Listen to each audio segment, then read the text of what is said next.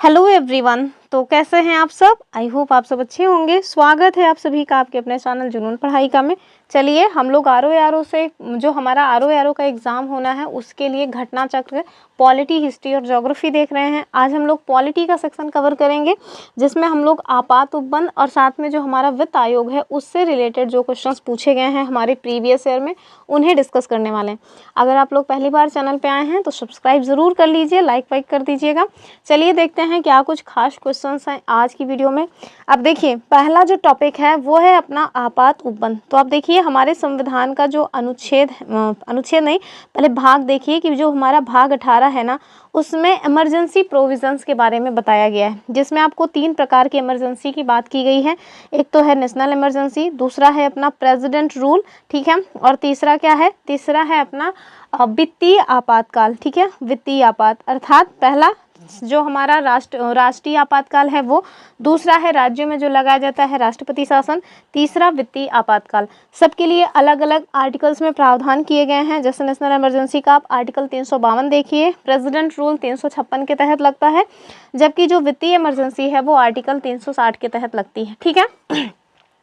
तो इसी से रिलेटेड क्वेश्चन से पूछे गए हैं इसमें। पहला क्वेश्चन क्या है? कह रहे हैं कि भारतीय संविधान के अनुच्छेद 352 के अनुसार राष्ट्रीय आपात की घोषणा निम्नलिखित में से किन परिस्थितियों में की जा सकती है? ऑप्शंस देखें। संवैधानिक मशीनरी की विफलता, आक्रमण, आंतरिक अशांति, युद्ध, बाह्य आक्रमण या फिर सशस्त्र विद्रोह। तो आप देखिए इसका उत्तर जो है ना वो डी वाला हो जाएगा। अब देखिए एक संविधान संशोधन हुआ था जिसका नाम है 44वां संविधान संशोधन 1978 में ये हुआ था। उस टाइम पे ना आंतरिक अशांति जो शब्द था वो यहाँ से हटा करके वहाँ पे युद्ध, बाह्य आक्रमण और सशस्त्र विद्रोह शब्द से उसको रिप्लेस किया गया। क्यों? क्योंकि जो हमारे यहाँ नेशनल इमरजेंसी इंदिरा गांधी जी के टाइम पीरियड में लगी थी ना वो आंतरिक अशांति के ही आधार पर लगी थी। और आंतरिक अशांति है ना इसका मतलब कि कोई स्पष्ट व्याख्या नहीं थी। आप कुछ भी आधार मान करके बोल सकते थे कि भैया आंतरिक अशांति चल रही है हमारे यहाँ, इस वजह से हम इमरजेंसी जो है वो लागू कर रहे हैं। इस वजह से ये वाला जो शब्द है इसको हटा करके अब युद्ध, बाह्य आक्रमण और सशस्त्र विद्रोह शब्द को शामिल कर लिया गया है, ताकि मतलब स्पष्ट रहे कि हाँ सच में इस तरह का जो काम है वो करना ज़रूरी हो गया है। अभी हमारे यहाँ सच में बाहर से किसी के द्वारा अटैक कर दिया गया है जिसमें जरूरी है कि इमरजेंसी लगाई जाए। तो इस वजह से 44वें संविधान संशोधन के माध्यम से जो आंतरिक अशांति है इस शब्द को यहाँ से हटा करके कौन से शब्द को रख दिया गया? युद्ध, आक्रमण और सशस्त्र विद्रोह, ठीक है। तो पहले वाले का जो सही उत्तर है वो तो डी हो जाएगा। यहाँ देखें क्या बता रहे हैं आपसे व्याख्या में कि राष्ट्रपति जो है वो आर्टिकल 352 के तहत युद्ध, बाह्य आक्रमण या सशस्त्र विद्रोह की स्थिति में राष्ट्रीय आपात, अनुच्छेद 356 के तहत राज्यों में संवैधानिक तंत्र की विफलता की स्थिति में राष्ट्रपति शासन तथा अनुच्छेद 360 के तहत आर्थिक संकट में स्थिति में वित्तीय आपातकाल की घोषणा कर सकते हैं। तो ये तो समझ आ गया ना कि राष्ट्रीय आपात की घोषणा कौन करते हैं? तो हमारे प्रेसिडेंट करते हैं। अगर कहीं लिखा रहे कि प्रधानमंत्री करते हैं तो भैया सरासर वो रॉन्ग हो जाएगा। प्रधानमंत्री के बस का ये नहीं है, ये प्रेसिडेंट के द्वारा लागू किया जाता है। दूसरा क्वेश्चन देखिए, कह रहे हैं कि भारतीय संविधान के किस अनुच्छेद के अंतर्गत किसी राज्य में राष्ट्रपति शासन लागू किया जाता है? तो ऑप्शंस देखें, अनुच्छेद 370, 368, 356 या फिर 352। तो देखिए अभी हमने आपको बताया कि जो अनुच्छेद 356 है इसके तहत राज्यों में राष्ट्रपति शासन का जो प्रावधान है वो किया गया है, ठीक है। तो क्या जो मतलब कि राष्ट्रपति हैं वो अपने मनमर्जी इस तरह के काम करते हैं? तो नहीं। जब राष्ट्रपति को जो वहाँ के गवर्नर हैं यानी कि राज्य के जो राज्यपाल हैं वो सलाह देते हैं, वो बोलते हैं कि हमारे यहाँ भैया संवैधानिक जो तंत्र है वो विफल हो चुका है, आप आएँ और यहाँ पे प्रेसिडेंट रूल जो है वो लगाएं, तब जा करके वो प्रेसिडेंट रूल वहाँ पे लगाते हैं। अपने मनमर्जी से प्रेसिडेंट रूल नहीं लगता है, ठीक है। तो उत्तर क्या हो जाएगा? ऑप्शन सी वाला। अगला देखिए क्या कह रहे हैं कि आपातकाल में किसी राज्य विधानसभा की अवधि बढ़ाई जा सकती है, तो कितने टाइम पीरियड के लिए बढ़ाई जा सकती है ये भी आपको बताना है। और साथ में ये भी देख लीजिए कि किसके पास पावर होती है इस टाइम पीरियड को इंक्रीज करने का। ऑप्शन देखिए, राष्ट्रपति द्वारा, संसद द्वारा, राज्यपाल द्वारा या फिर राज्य के विधानमंडल द्वारा। तो जाहिर सी बात है कि जो संसद है भैया उसके द्वारा किया जाएगा, ऑप्शन बी वाला। व्याख्या देखिए कहाँ पे ये प्रावधान किया गया है, तो हमारे संविधान के अनुच्छेद 172 के क्लॉज 1 के अनुसार आपात उद्घोषणा प्रवर्तन की अवस्था में संसद विधि द्वारा किसी राज्य की विधानसभा की अवधि में एक बार में, ध्यान से देखना है कि एक बार में एक वर्ष से अधिक के लिए, मतलब कि एक बार में एक वर्ष के लिए बढ़ा सकती है, एक वर्ष से अधिक के लिए नहीं। ठीक है, तो एक बार में कितने टाइम के लिए बढ़ाया जाएगा? केवल एक वर्ष के लिए। लेकिन जब आपात उद्घोषणा का प्रवर्तन में नहीं रह जाता, यानी कि आपातकाल जो है वो समाप्त हो जाता है, तो उसकी दशा में उसका जो विस्तार है 6 मास की अवधि से अधिक ही नहीं होगा। ठीक है, तो ध्यान रखना है कि उत्तर क्या हो जाएगा? उत्तर हो जाएगा अपना ऑप्शन बी वाला। अगला देखिए, कह रहे हैं कि निम्नलिखित में से कौन एक भारतीय संविधान के अंतर्गत आपात की उद्घोषणा का आधार नहीं हो सकता, यानी कि वो कौन सा आधार है जिसके आधार पर आप राष्ट्रीय आपात नहीं लगा सकते हैं। ऑप्शन देखें, युद्ध तो इस टाइम पे लग ही जाएगा, बाह्य आक्रमण पे भी लगेगा, सशस्त्र विद्रोह हो गया है तब भी लगेगा, लेकिन आंतरिक अशांति के आधार पे अब अपने यहाँ जो मतलब कि राष्ट्रीय आपातकाल है वो नहीं लग सकता है। क्यों? क्योंकि 44वें अमेंडमेंट के द्वारा इस शब्द को रिप्लेस कर दिया गया है। किससे रिप्लेस किया गया है? सशस्त्र विद्रोह से। ठीक है, तो ऑप्शन क्या हो जाएगा? डी वाला। अगला देखिए, अब देखिए यही 3-4 क्वेश्चंस पूछे गए थे आपात से, वो हमने आपको बता दिया, और कहाँ पे है, किसके द्वारा लगाया जाता है, ये सारे पॉइंट्स भी हमने आपको बता दिए। अब हम देखेंगे जो हमारा वित्त आयोग है, वो एक वित्त आयोग पे एक छोटा सा वीडियो आपको मिलेगा जो कि बहुत ही महत्वपूर्ण होगा, उसको आप जरूर देख लीजिएगा, क्योंकि हर साल वित्त आयोग से क्वेश्चन पूछे जाते हैं। उसमें ना आपको वित्त आयोग से जो भी क्वेश्चन बनते रहे हैं, जो क्वेश्चन बन सकते हैं आगे, सब कुछ एक ही वीडियो में बता दिया जाएगा, और सारे एग्जाम्स के लिए महत्वपूर्ण है, चाहे आप पेट के लिए पढ़ाई कर रहे हो या किसी भी वनडे एग्जाम के लिए या यूपी विशेष के लिए, किसी के भी लिए अगर आप प्रिपरेशन कर रहे हैं तो वो वीडियो वित्त आयोग वाली जरूर देख लीजिएगा, आज या तो कल, इन्हीं 2 दिन में आ जाएगी। ठीक है, तो चलिए देखिए वित्त आयोग से रिलेटेड जो क्वेश्चन हैं उन्हें देखिए। पहला क्वेश्चन कह रहे हैं कि सामान्य रूप से भारत में प्रति 5 वर्ष बाद वित्त आयोग की नियुक्ति की जाती है, क्यों की जाती है यही बताना है। राज्यों की वित्तीय स्थिति निर्धारित करने के लिए, तो ऐसी बात तो नहीं है। केंद्रीय सरकार की वित्तीय स्थिति, बिल्कुल नहीं। केंद्रीय सरकार के वित्तीय संसाधनों को निर्धारित करने के लिए, नहीं। अब देखें कि केंद्रीय अनुदान और संघ के राजस्व में राज्यों का जो अंशदान है ना, उसको निर्धारित करने के लिए ये जो वित्त आयोग है उसकी नियुक्ति की जाती है। ठीक है, ऑप्शन डी हो जाएगा। यहाँ देखिए, संविधान के अनुच्छेद 280 प्रत्येक 5 वर्ष के अंतराल पर राष्ट्रपति के द्वारा एक वित्त आयोग का गठन जो है वो किया जाता है।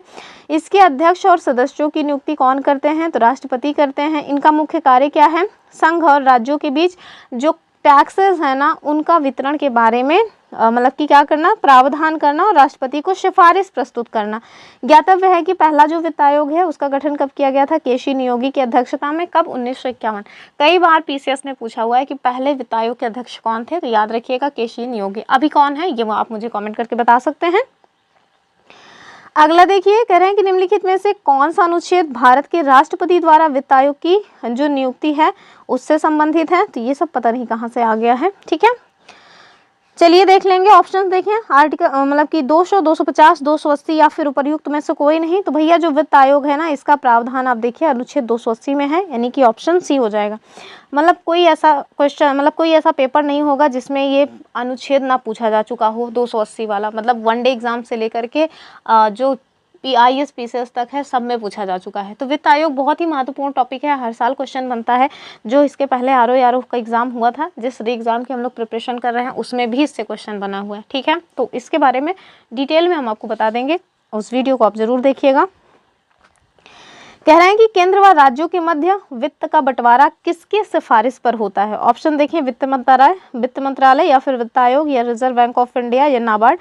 तो भैया NABARD, reserve bank of India, इन सब का यहाँ कोई मतलब नहीं है। वित्त मंत्रालय भी नहीं होगा, वित्त आयोग हो जाएगा। ठीक है, ऑप्शन बी वाला। हाँ, reserve bank of India, NABARD, इन सब का ना कब मतलब स्थापना हुआ था ये जरूर देख लीजिएगा। इकोनॉमिक्स में ना मतलब कि इन सबको क्रोनोलॉजी में पूछ लेते हैं।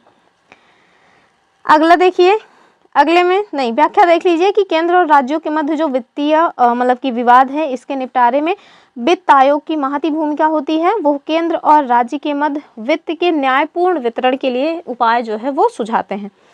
अगला क्वेश्चन देखिए, और वित्त आयोग से भी यही 2-4 क्वेश्चन बने हुए थे। अगला जो टॉपिक है वो है योजना आयोग। अभी हालांकि योजना आयोग रह नहीं गया है, क्यों? क्योंकि योजना आयोग को अब चेंज करके नीति आयोग बना दिया गया है। क्या बना दिया गया है? नीति आयोग। फिर भी जो क्वेश्चन पूछे गए हैं उन्हें देख लेते हैं।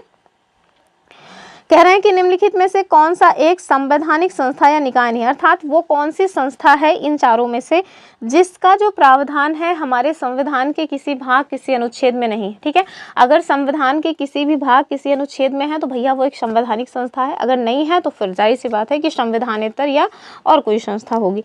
ऑप्शंस देखें, वित्त आयोग तो हमने देखा अनुच्छेद 280 में वित्त आयोग है, तो जाहिर सी बात है कि ये एक संवैधानिक संस्था है, तो ये तो नहीं होगा। योजना आयोग, लोक सेवा आयोग, तो जो हमारा लोक सेवा आयोग है ना, ये अब देखिए अनुच्छेद 315 के आसपास आपको देखने को मिल जाता है, मिलता है कि नहीं, तो इस वजह से ये भी नहीं होगा। फिर क्या है हमारा, फिर आप देखिए, फिर कह रहे हैं कि चुनाव आयोग, तो चुनाव आयोग के बारे में भी आपको आर्टिकल 324 में जो है देखने को मिल जाता है, 324 से 329 तक चुनाव आयोग के बारे में ही प्रावधान है। तो वित्त आयोग 280 में है, लोक सेवा आयोग 315 में है, चुनाव आयोग 324 से 329 मतलब कि 324 में है। तो जाहिर सी बात है कि बचा केवल यही एक आयोग, और वो कौन सा है, योजना आयोग। अर्थात जो योजना आयोग है ना वो एक संवैधानिक संस्था नहीं है। ठीक है, ऑप्शन बी जो है वो इसका सही उत्तर हो जाएगा। अगला क्वेश्चन देखिए, कह रहे हैं कि योजना आयोग के अध्यक्ष कौन होते हैं, आपको ये बताना है। तो चलिए देख लेते हैं, ऑप्शंस देखें। ऑप्शंस में आपको क्या मिल रहा है कि राष्ट्रपति, प्रधानमंत्री, वित्त मंत्री या फिर रिजर्व बैंक के गवर्नर। तो सही उत्तर क्या हो जाएगा, सही उत्तर आप देखिए, इसका जो सही उत्तर है वो हो जाएगा अपना योजना आयोग के अध्यक्ष प्रधानमंत्री हो जाएंगे। ठीक है, ऑप्शन जो बी है वो एकदम सही हो जाएगा कि भारत में जो है नियोजन को प्रभावशाली बनाने के लिए जो केंद्रीय मंत्रिमंडल है ना, इसके संकल्प के द्वारा मार्च 1950 में, कब, 15 मार्च 1950 को एक आयोग का गठन किया गया था, और वो आयोग था योजना आयोग। इसमें आपको क्या ध्यान रखना है, इसमें आपको ये ध्यान रखना है कि जो प्रधानमंत्री होते हैं ना वो योजना आयोग के पदेन अध्यक्ष होते हैं, अर्थात जो भी उस टाइम पे प्रधानमंत्री होंगे वही इस योजना आयोग के अध्यक्ष होंगे। ठीक है, तो जब पहली बार बना था योजना आयोग तो उस टाइम पे जाहिर सी बात है कि कौन प्रधानमंत्री थे, पंडित जवाहरलाल नेहरू जी थे। तो उस टाइम पे योजना आयोग के जो अध्यक्ष थे वो कौन माने जाएंगे, पंडित जवाहरलाल नेहरू। लेकिन आगे चल करके जब मोदी जी आए 2014 में तो उनको लगा कि नहीं, ये सब क्या बकवास है योजना आयोग, हम इसको चेंज करेंगे, और उन्होंने इसको चेंज करके 1 जनवरी 2015 को क्या बना दिया, नीति आयोग बना दिया। ठीक है, नीति आयोग। नीति आयोग का फुल फॉर्म कई बार पूछा गया है, तो याद रखिएगा, national institution for transforming India. ठीक है, तो नीति आयोग का ये फुल फॉर्म है, इसको स्थापित किया गया, और जाहिर सी बात है कि उस समय पीएम जो है वो हमारे मोदी जी थे, तो जाहिर सी बात है कि वो आज भी योजना आयोग के अध्यक्ष बने हुए हैं, क्योंकि पदेन अध्यक्ष इसमें भी यही प्रावधान है, जैसे योजना आयोग में प्रावधान था कि जो प्रधानमंत्री होंगे यो योजना आयोग के पदेन अध्यक्ष होंगे, तो मोदी जी ने इसको चेंज करके नीति आयोग बना दिया, तो नीति आयोग के भी पदेन अध्यक्ष कौन होंगे, प्रधानमंत्री होंगे। ठीक है, चलिए अगले क्वेश्चन को देखिए। कह रहे हैं कि कौन पदेन अध्यक्ष होते हैं, अभी इतनी देर से क्या जो है प्रवचन हो रहा था, यही ना कि प्रधानमंत्री। अगला देखिए, कह रहे हैं कि भारत में नीति आयोग की स्थापना जनवरी 2015 में की गई, कैसे की गई। ऑप्शन देखें, राष्ट्रपति के द्वारा जारी अध्यादेश से, संसद के एक अधिनियम से, संघीय मंत्री परिषद द्वारा पारित एक विशिष्ट प्रस्ताव से, या फिर उपर्युक्त में से कोई नहीं। तो क्या हो जाएगा इसका उत्तर, सी वाला हो जाएगा कि संघीय मंत्री परिषद के द्वारा पारित एक विशिष्ट प्रस्ताव से जो योजना आयोग है उसको चेंज करके नीति आयोग की स्थापना की गई, कब, जनवरी 2015 में। इसका जो एक्सप्लेनेशन है वो भी देखिए कि योजना आयोग को समाप्त करके उसके स्थान पर संघीय मंत्री परिषद के द्वारा पारित एक विशिष्ट प्रस्ताव से 1 जनवरी 2015 को जो नीति आयोग है ना इसको स्थापित किया गया था। और अगर आपसे कोई पूछे कि इसके वर्तमान में उपाध्यक्ष कौन है तो के सुमन बेरी जी हैं। अगर कोई पूछे चलो बताओ सीईओ कौन है तो BVR सुब्रमण्यम है। कौन है तो BVR सुब्रमण्यम, ठीक है, सुब्रमण्यम, ये इसके CEO हैं, ठीक है।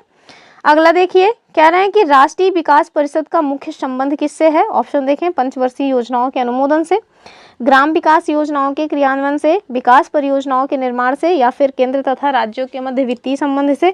तो राष्ट्रीय विकास परिषद के संबंध की बात हो रही है। उत्तर क्या हो जाएगा, पहला वाला हो जाएगा कि पंचवर्षीय योजनाओं के अनुमोदन से इसका संबंध है, ठीक है। तो राष्ट्रीय विकास जो परिषद है इसका संबंध किससे है, पंचवर्षीय योजनाओं के अनुमोदन से है, ठीक है। तो इसके बारे में थोड़ा जान लेते हैं। पंचवर्षीय जो मतलब कि विकास परिषद है या पंचवर्षीय जो योजनाएं हैं इनके अनुमोदन से जो संबंध है इसको हम देखेंगे। तो अब देखिए, पंचवर्षीय जो योजनाएं हैं ना इनके निर्माण में जो राज्य हैं उनकी भागीदारी सुनिश्चित करने के लिए एक आयोग बनाया गया था और उसी आयोग का नाम था राष्ट्रीय विकास परिषद।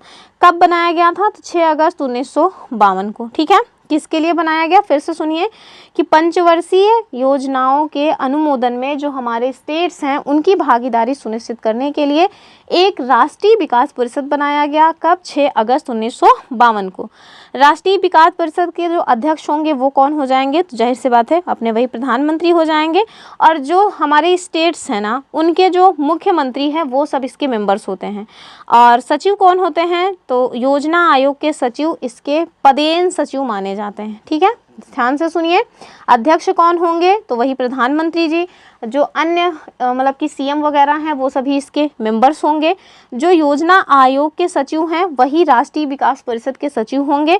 अब इनके कुछ कार्य हैं वो भी देख लेते हैं। कार्य क्या है? तो अगर आपसे पहले कार्य की बात की जाए तो राष्ट्रीय योजना की प्रगति पर समय समय पर विचार करना कि कितनी प्रगति हुई है, वो एक कार्य था। दूसरा कार्य का था राष्ट्रीय विकास को प्रभावित करने वाली आर्थिक तथा सामाजिक नीतियों संबंधी जो विषय है उस पर चर्चा करना।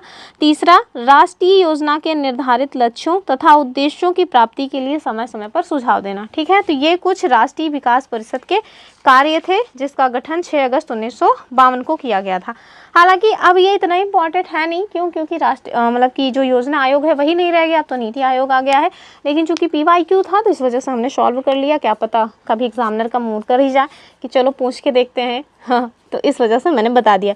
तो चलिए, यही रही आज की छोटी सी वीडियो। बहुत ज़्यादा लंबी वीडियोस नहीं बना रहे हैं क्योंकि आप लोग देखते नहीं हैं, तो मेरा डाटा भी खर्चा होता है, टाइम भी जाता है, मेहनत भी जाती है।